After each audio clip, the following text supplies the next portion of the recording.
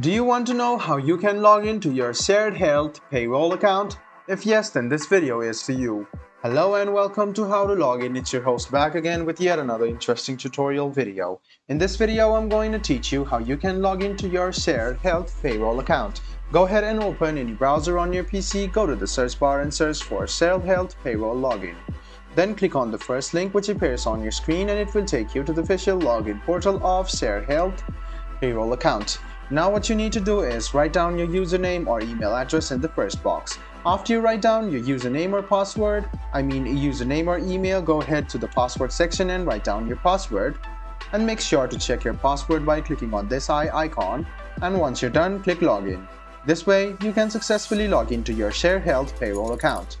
If in case you have any kind of confusion about your password and want to change it, go ahead and click on this forgot your password link. And if you don't have a shared health payroll account yet, go ahead and click create an account and you can create an account now.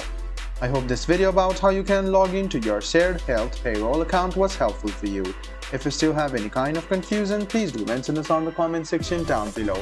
Like the video, subscribe to the channel and do hit the bell button for more. Hope to see you in the next video as well. Until then, goodbye, take care and make sure you enjoy.